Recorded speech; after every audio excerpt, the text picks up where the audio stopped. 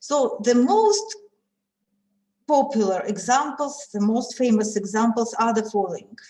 First of all, it is the universality theorem for convex polytopes, which says that the realization space of a convex polytope, what does it mean? We look at a convex polytope as at a combinatorial object, because we know that convex polytopes, they have faces, and faces form a lattice, which is a partially ordered set.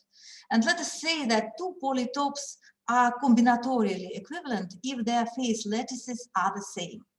So what we do, we take a polytope, let us assume that it lives in some RD, and we take all polytopes K prime that are combinatorially equivalent to our initial polytope K. And let us also factor out rotations, so to say, or just isometries of the ambient space. Okay, let's factor out rotations, because rotations create some superfluous topology, you know. So let us factor out rotations, and what we get, so it is the space of all polytopes that are combinatorially equivalent to the initial one. And universality theorem says that if we don't bound ourselves by the dimension, the realization space of a convex polytope can be arbitrarily complicated. So there is no restriction for homotopies, homology groups, and so on. It is not, it may be not contractible. It may be arbitrarily complicated in the topological sense. Later on, it became clear that even in dimension 4, convex polytopes are universal in this sense. So arbitrarily complicated means universality. And as a contrast to this, let me also remind you that convex polytopes in dimension 3 are not universal at all. If there is a three-dimensional convex polytope, then its realization space is contractible.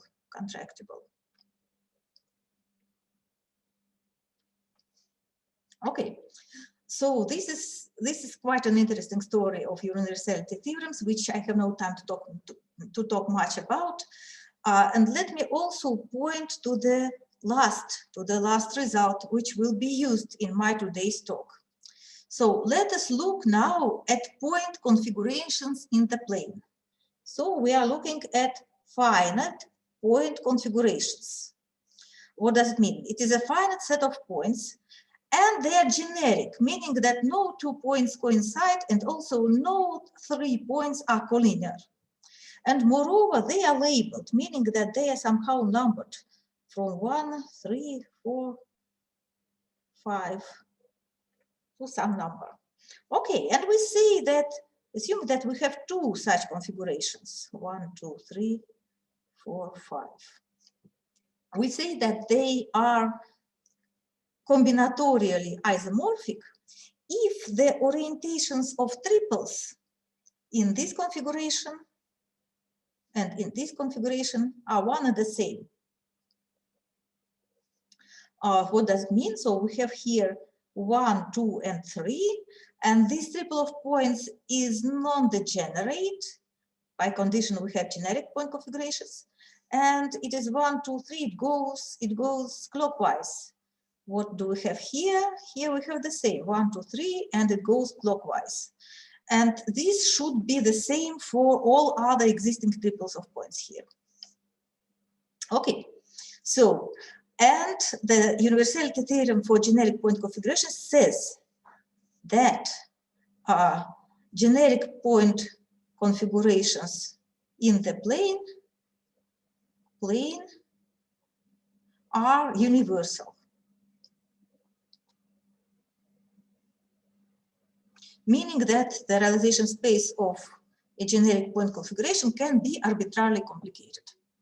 Well, I am using these quite vague words, a bit arbitrarily complicated, but later on I will give more precise formulations. Okay, let us move further on.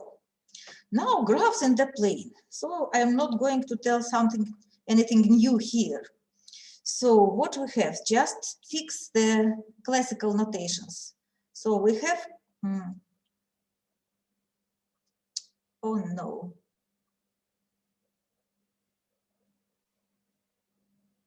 I'm sorry. Okay, so my device disconnected. I'm sorry very much. Okay, let me do it here.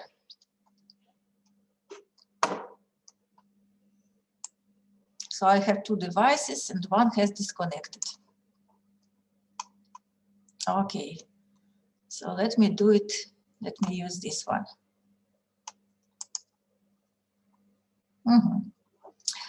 So, sorry for my technical problems. So we have the usual setting. We have a graph gamma, which is a pair of vertices and edges, and we assume that there are no loops and no parallel edges. And as usual, V is the set of vertices, and E is the set of edges. Now, a realization of the graph gamma is a planar realization. It is, again, as usual, a map which maps the vertices to the plane. And let us abbreviate the images of the vertices just like PIs. So the vertices are enumerated somehow, and accordingly, the images are also enumerated. Now, equilibrium stress is as usual. A stress is an assignment of some real scalars to the edges of the graph. And we assume here that a realization is fixed. And we say that a stress is equilibrium if at every vertex the sum of the forces vanishes. So we think that the stress corresponds to springs. So the edges of the graph are turned to springs, and the stress corresponds to extensions or compressions of the springs. And the usual equilibrium condition holds. And today I'm going to talk only about equilibrium stresses. Okay, and everybody knows that if we fix gamma and P, then the set of all equilibrium stresses is some linear space, which naturally embeds in Euclidean space Re, where E small is the number of edges. Okay, now let us define the following. I'm going to associate with gamma and P an oriented matroid. It is defined by taking the sign of, so we have here the linear space of stresses, and we apply the function sine of it. And here I need to I'd better give you an example. What does it mean? Assume we have a graph. For our purpose, let us take the graph gamma equal to K4 as the complete graph on 4 vertices. And let us consider the following realization of the graph in the plane, exactly as I am drawing, this very realization. What does the definition of this oriented matroid tell us? It tells, take all possible stresses on this graph and look only at the signs of the stresses. And we know that this graph has not that many stresses. And if there is a stress, and if the stress is positive here on this edge, then it is necessarily positive on this edge, and then it is necessarily positive here, and then it is negative here, here, and here. So either we have this picture, or we have conversely. So if we invert all the signs, then we also have a possible sign of a stress. So we look at all possible stresses of a given graph and realization, and then look only at the signs. So if you don't know what an oriented matroid is, it is just a collection of all possible strings of signs. So in this particular case, we have one possible string is plus, plus, plus, minus, minus, minus. Then the inversions, which I will not write because, because my smartphone has switched off. And that's all. There are no other stresses. Of course, there exists everywhere zero stress, but let us not put it in the set. So in simple words, we look at stresses and extract only their signs. Okay, now look at the same graph. And so we're working now very simple examples just to get some intuition. Let us take the same graph, but a different embedding. Let us embed it like this. So I make now 3 vertices collinear. 3 vertices collinear like this. Okay. So hang on, I don't understand the definition. So, so sigma. So in your K4 example, it has just one stress. Not one stress. The one-dimensional space of stresses. Yes. Okay. It has a one-dimensional space of stresses. So basically, everything is a scale of a unique vector. So your oriented matroid just has one sign pattern and then it's reversed, right? Yes, exactly. This is exactly what I. So. Okay, I see. Exactly this. Yeah. Okay. So okay. So this is the totality. Got it. This is, in this case, the matroid is like this. And now I'm looking at a different realization of the graph like this.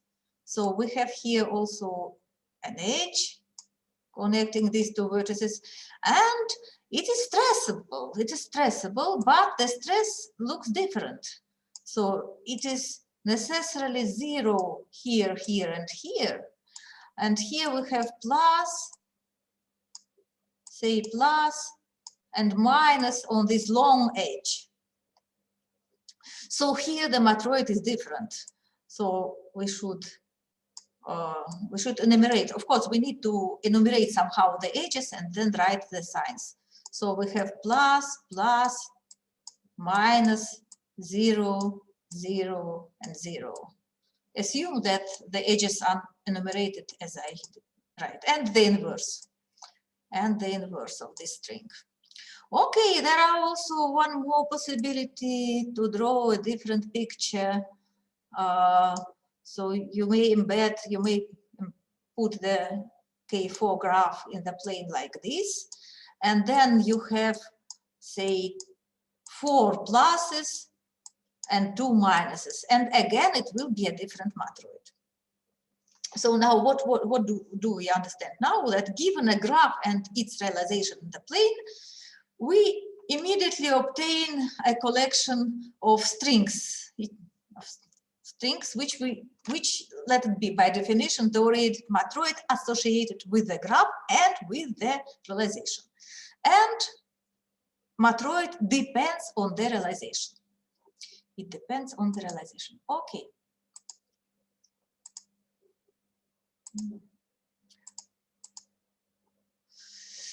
Oh my goodness. Okay, let me clean it first.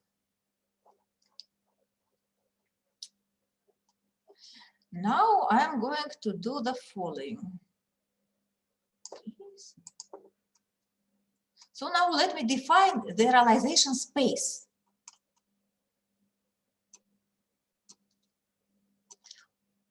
Realization space will be the realization space of a pair, a graph and a matroid. What does it mean? It means the following. Oh, I'm sorry. So can I? No. Okay. It means the following. Let me move it elsewhere. Oh no, my goodness, I went to the publications. I'm sorry. Usually I don't have that problems. Why does it? Sorry.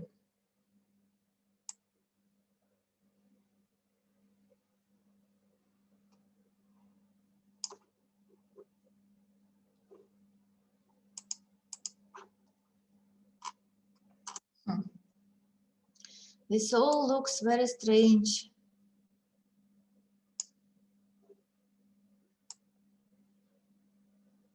Let me stop it for a while and try again anew.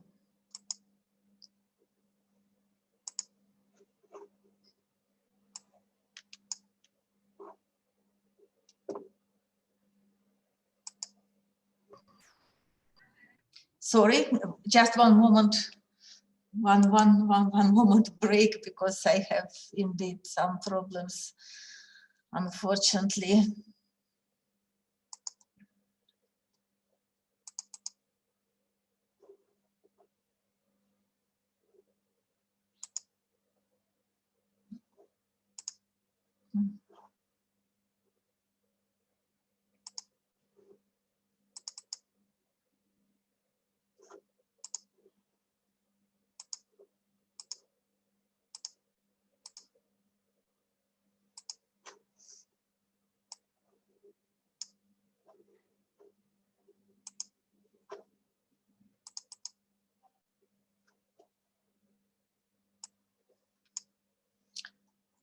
Louis, I apologize enormously. Maybe I will try.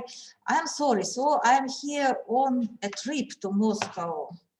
This means that I'm not using my own computer. Yeah, that's okay. Do you want to try to? So now what I'm doing, I am trying to. Do you want to set? Maybe you can send me the slides. I can share them, and you can just tell me to move. And then you won't be able to draw, though.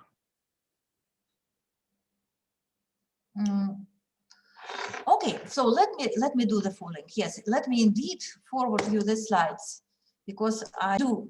We have a graph and a realization matroid and an oriented matroid M.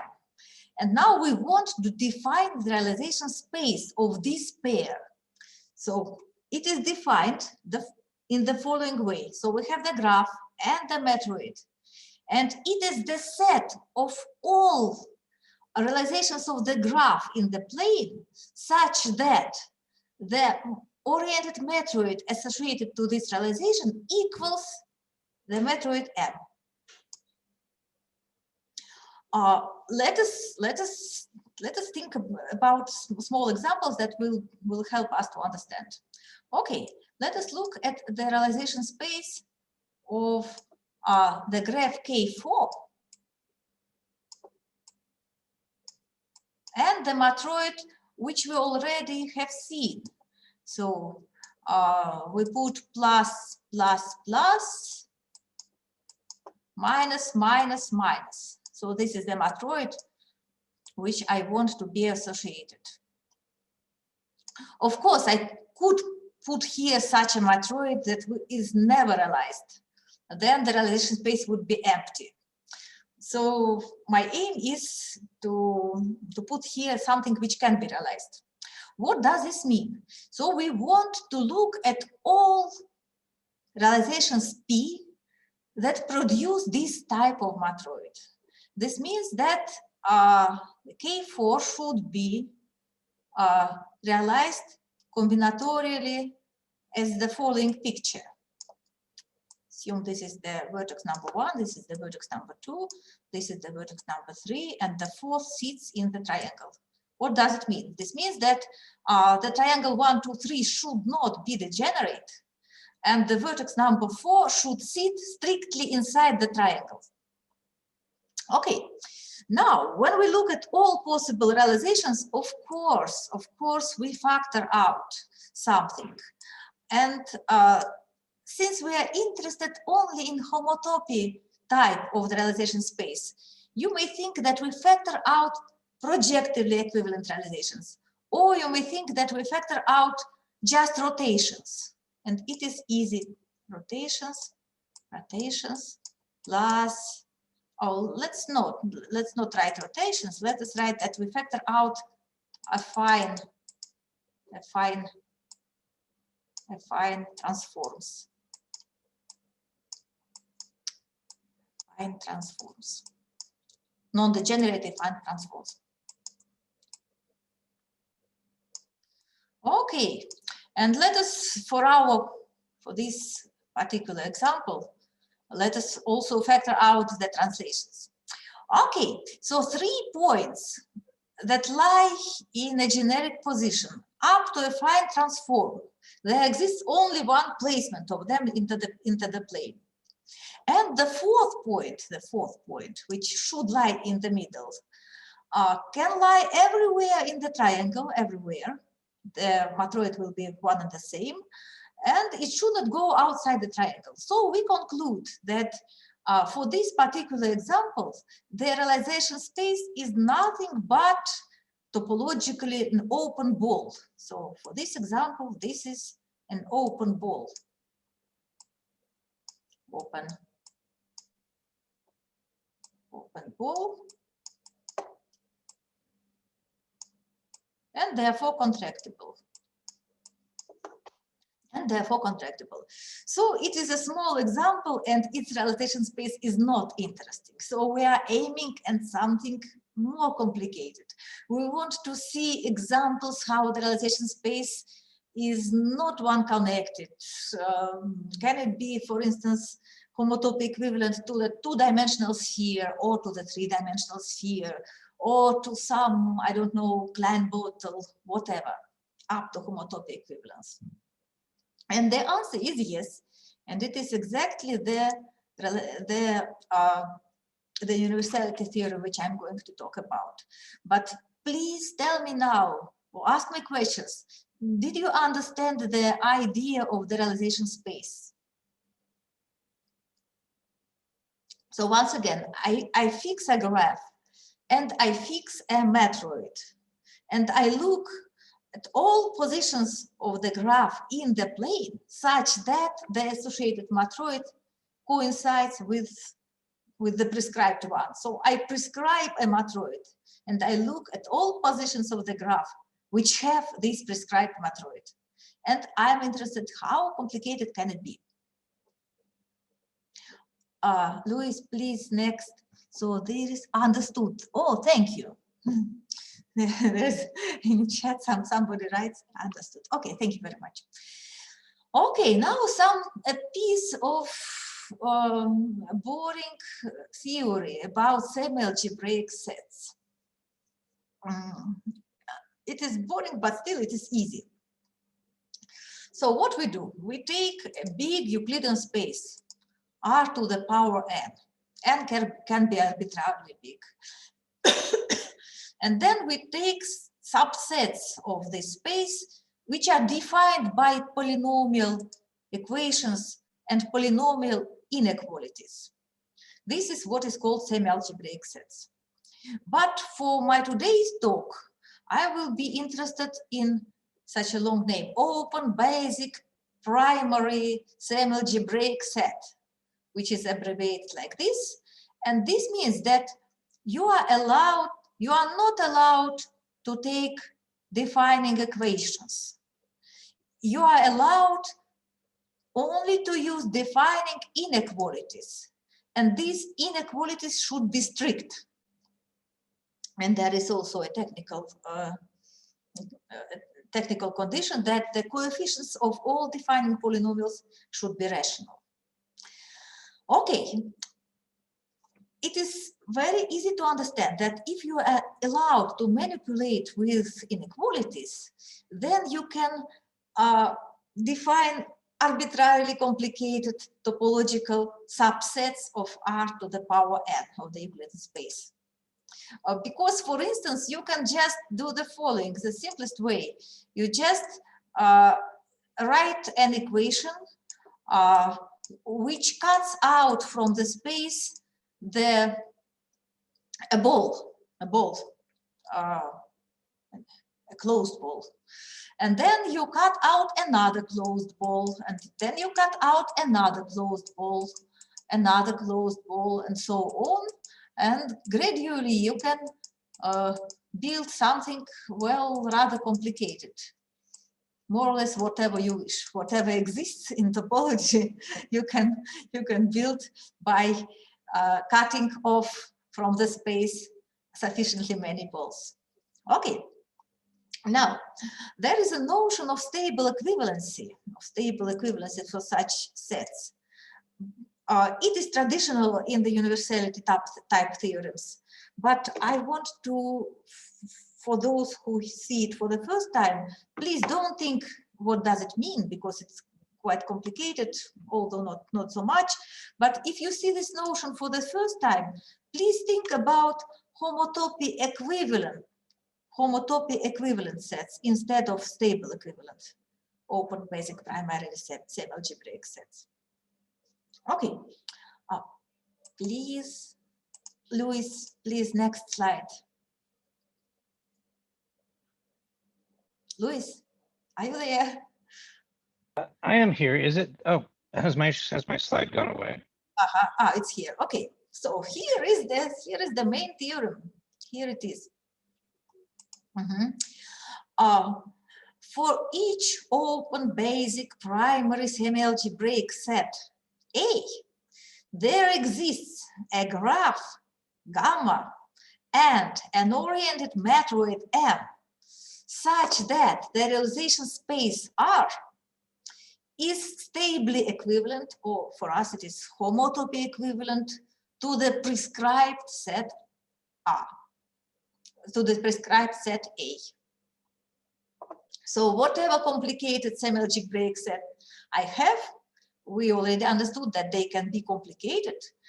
I can give you a graph and a matroid such that the corresponding realization space is homotopy equivalent to the prescribed semialgebraic set A. What are my motivations? So the first motivation comes, yes, it comes from complex Grassmanian stratifications by thin Schubert cells, which originally appeared in the paper by Gelfand, Goresky, MacPherson, Serganova. And of course, I was motivated by Mnëv universality theorem, and which treats the stratification, analogous stratification over the field of real numbers R. And also, I was motivated by a series of papers on stratifications of configuration space by Doray, Karpenkov, Schepers, and Brigitte Servatius, because they defined, actually what did they do? They defined the realization space in slightly different terms. But what I proved that my definition coincides with their definition, but they did not ask the question of universality. So these authors didn't ask how complicated can the realization space be, and it was left for me. And so here is the theorem, and I proved it, and now I will give you a hint how the proof goes. Please, Luis, next slide. Okay, so this is what we need. We need the following, which we have already discussed. So when we look at generic planar point configurations, it means generic point configurations in the plane, they are universal. So we have points, there is combinatorial equivalence notion between them, and the realization space of a point configuration can be arbitrarily complicated. Now I can tell you exactly. This is more, here it is, more precisely. For each semialgebraic set A, there exists a planar point configuration whose points lie in generic position. No 3 points are collinear, such that the realization space is homotopy equivalent to the prescribed set A. Okay, so what we do? First we take, so we are given a set A. I'm sorry, yes, we are given a semialgebraic set A. And my task is to create a graph and a matroid whose realization space is A, up to homotopy equivalence. But I already know that there exists a point configuration with this property, and I take this point configuration. Next, I apply projective duality. projective duality gives me lines instead of points. So I have a line configuration, which also lives in the plane. And there is also a notion of combinatorial equivalence for line configurations. And this projective duality is such a simple way to go from points to lines, then I'm happy. So I have a universality theorem for generic planar configurations of lines. So here it is, here it is. So generic planar line arrangements are universal.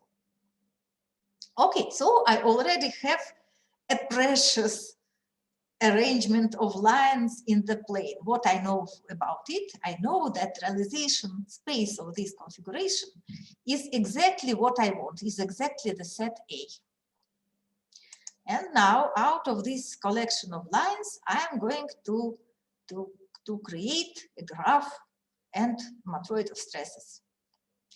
Please, next slide. So this is the main construction in words. Please don't read it now. It is just for those who will look at the slides later on. And let us instead look at the picture. Louis, please, next picture, please. Aha. So what you see on the right, oh, sorry, on the left, is the line configuration. So it is the line configuration whose realization space is the prescribed semialgebraic set. Okay, so this is the line configuration. And there are intersections. There are intersection points of these lines. And since the configuration, the lines are in generic position, there are no triple intersections. So all intersections are pairwise. And now what I do, I plug in, so I will use some other color. So on the right, you see the result. And here I will draw what I'm doing. First of all, I take a quadrangle, which I'm drawing in red. The necessary condition is that this quadrangle embraces the intersection points. Next, what I do? Next, I add the diagonals of the quadrangle. So this is the drawing. Next, I take all the intersections points that appear here. And let me assume that this quadrangle is a square, so it's a irregular quadrangle. Then I take the reflection of this point configuration. So it is reflected. So let me show. So here is the line configuration, and here is its reflection on the other side. So it is pretty complicated to draw now. And then so let me eliminate all the pictures here. So, so let me show. So this was the initial configuration. This is the mirror image of the configuration. Now I add all connecting lines, which are depicted here. So you see, these are lines. And they are all parallel to the AC, because I assume that this rectangle is quite asymmetric. It's a square. Okay. And now, what have I created? I have created a graph. You see its vertices. Its vertices are all these bold points. So all these points, A's, B's, C's, D's, and T's are all vertices. The intersection points here are not vertices. And the edges are all the segments which you see in the picture. So for instance, A3, B3 is an edge. A1, A2 is an edge. There are many short edges here. So T13, T23 is an edge. So many vertices, many edges, and it's clear how I created that. And you see that the initial configuration of lines is built in here. So in my initial graph, the configuration of lines can be read off this picture. So now what I have here, it is a graph. I have depicted it. It is a realization of the graph in the plane. I also have explained how it looks like. It has a matroid of stresses. It has an oriented matroid of stresses. And I claim that this pair, the graph and the matroid of stresses, is exactly what we are after. So it is exactly what we need. Luis, please, next slide. Oh, so why is it so? Because by construction, this oriented matroid has a lot of circuits. And important is that the circuits are exactly the ones which are depicted here. So what is a circuit in an oriented matroid? It is a subgraph which is stressable and which has no smaller stressable subgraphs. Okay, so let us look at an example. So you remember that I added in my construction a rectangle with two diagonals, and also there are, so it's no longer a rectangle because there are many vertices here. Yes, this is a vertex, this is a vertex, this is a vertex, this is also a vertex. So this graph, it has many vertices, not just 4. And it is stressable. It is stressable exactly according to these signs. It has a unique stress, a unique non-trivial stress, and the signs are like this, unique up to scalar. So pluses on the sides and minuses on the diagonals. And now, assume we have a realization of a graph. Let me write it down. I try to write it. Okay, let us take some p prime, another realization of the graph gamma, such that the matroid of gamma and p prime equals the matroid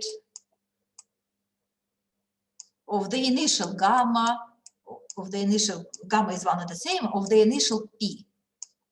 Okay. So we take a point. What does it mean? This means that we take a point in the realization space. This is a point in the realization space. This pair is a point from the realization space.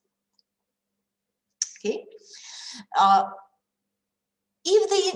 Since we know that in the initial graph, for the initial realization, this subgraph was stressable, it should be also stressable for the realization p prime.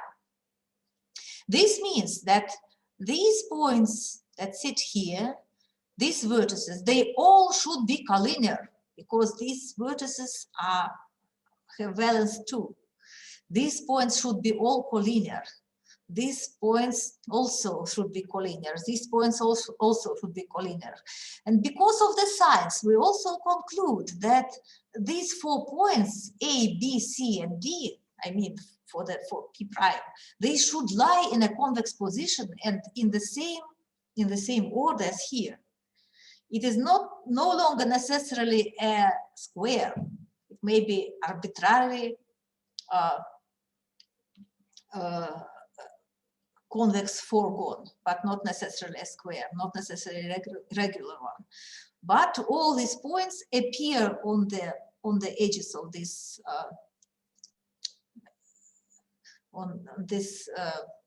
foregone in the same order as they appeared for P.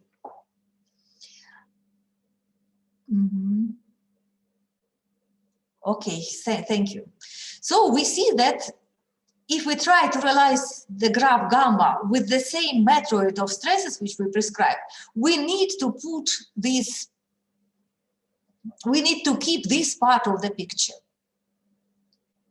Okay, let us look at the next circuit, which is less trivial to understand. So this is also stressable.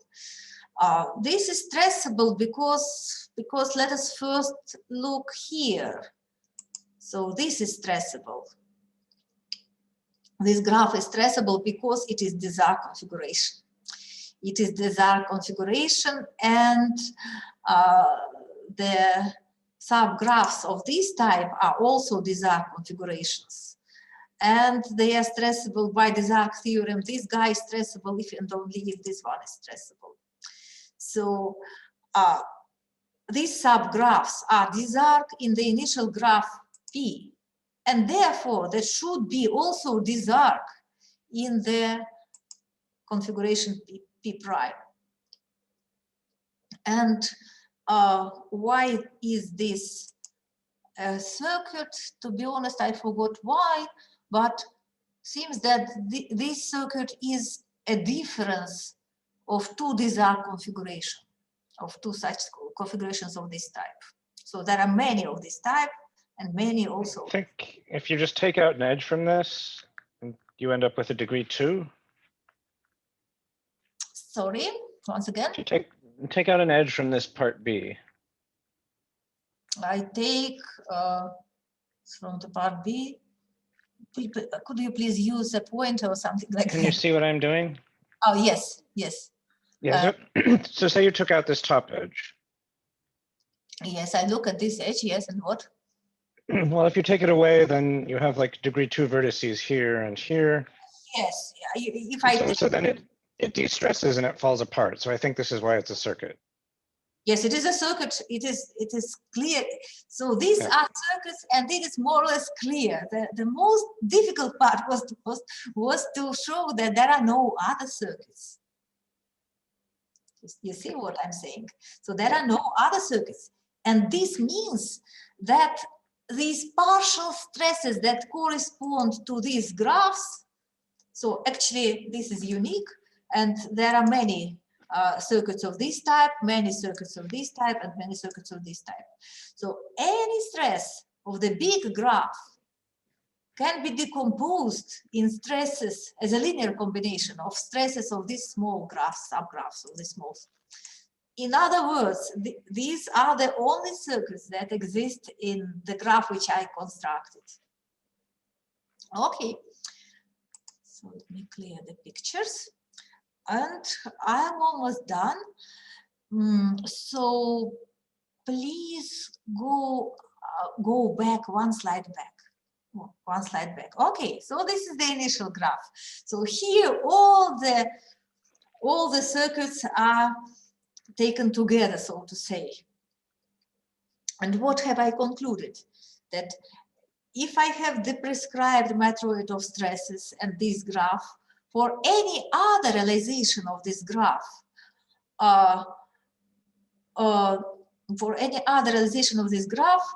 say all collinearities are maintained, and in particular the collection of lines which appears here, which we have here, can be read of the configuration, can be read of the realization.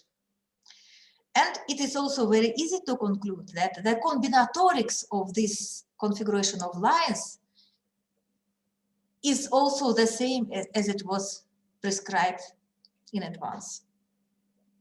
So, to summarize, whenever we have a configuration of lines which is combinatorially equivalent to this one, we can complete it to a graph gamma. We can build on it a graph which belongs to realization space. And vice versa, whenever we have a graph with a realization which belongs to the realization space, we can extract this line configuration. We can extract it back, the line configuration. Therefore, Louis, please 2 slides later. 2 slides later. Therefore, what do we conclude? That there exists a natural mapping between the realization space and the realization space of the arrangements of lines. So we started with the arrangement of line, let it be called L, okay? And now, so this short formula describes exactly what I said now. So let me tell it once again. Assume we have a point from here. This means that we have a configuration of lines which is combinatorially equivalent to L. And it is possible, because I already described how, to build on the top a graph gamma with all those features. Okay. And but it is not uniquely, so it is a projection, it is not a bijection. And vice versa. So what we have here, if we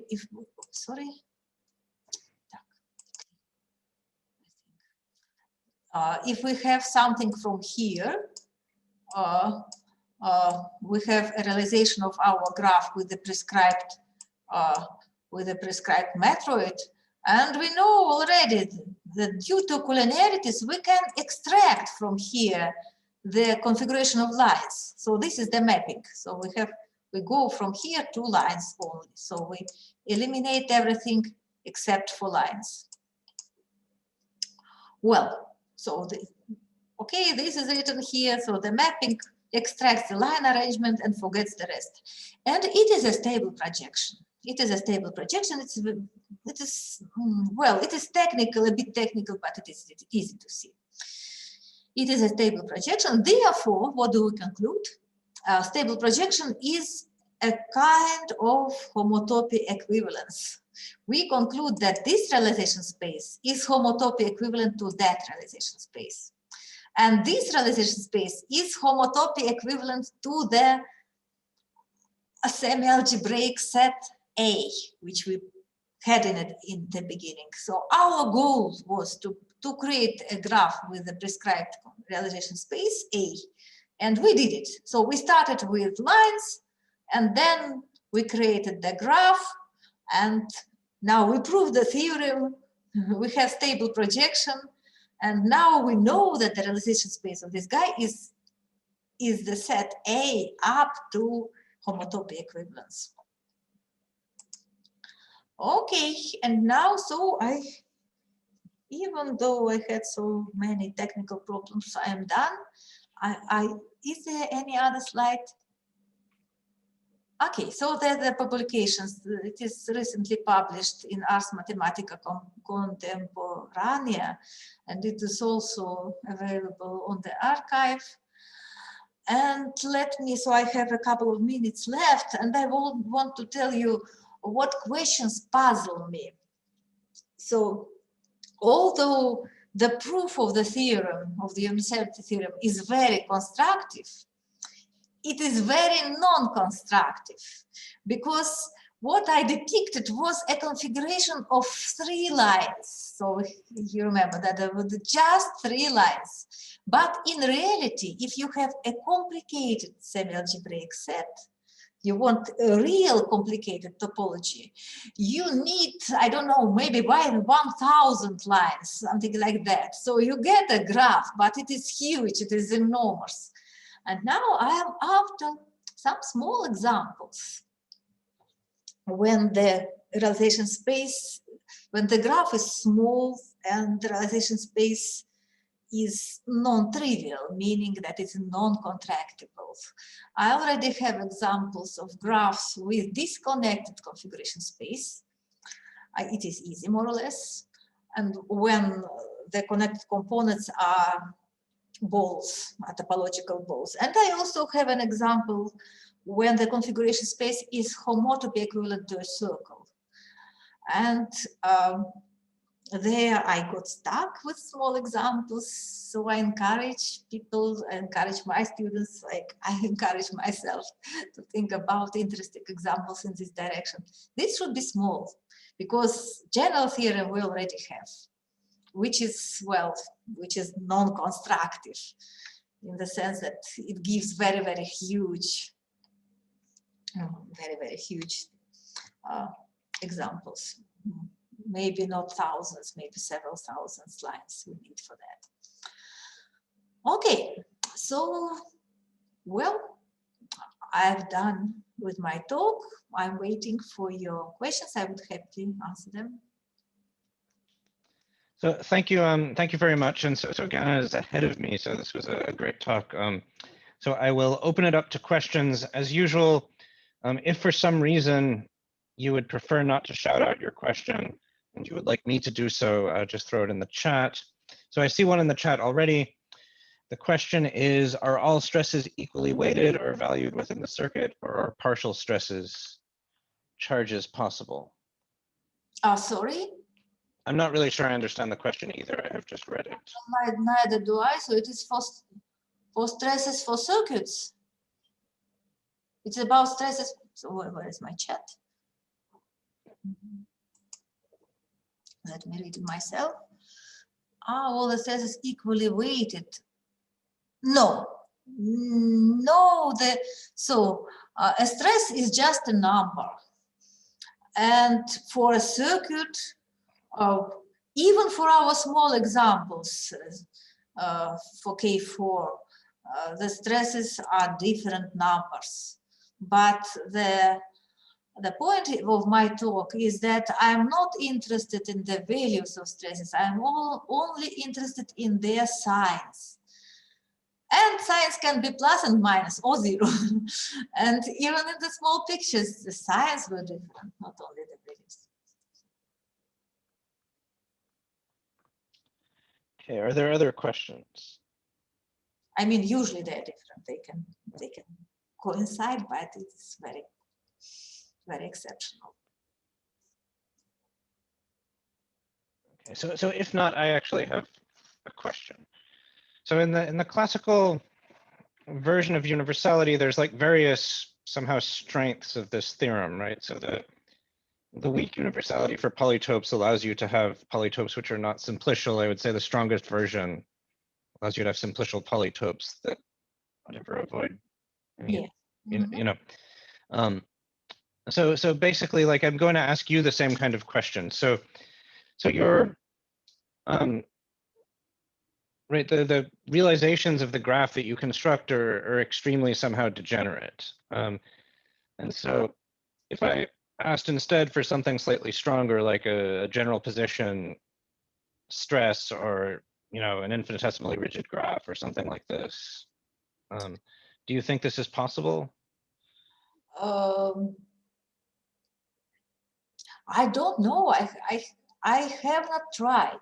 I kept in mind that these are also reasonable questions. Yes, so you can look. So you can take a graph and look at all positions that are stressable, for instance. And you do not assume that you do not care about the signs. You just look stressable or not. Well, there is a variety of questions of such type. To be honest, I don't know. So it's a relatively recent result, and I did not. Mira says no. No, I think Mira is answering a new question from the chat. Okay. So Mira does not object. That's good. I don't know, and well, I tell the following. So why I like this very question very much, not very much, but especially interesting. First of all, because it coincides with the strata of the Grassmanian. So the stresses are somehow can be expressed as strata in the Grassmanian. So they are strata that are already respectful subject in I don't know, in algebra, algebra geometry and so on. And secondly, I looked at what people did, at what Brigitte Servatius and Oleg Karpenkov did. So how did they define strata? So they were interested in science. in stresses and signs. But of course, it's not the unique option.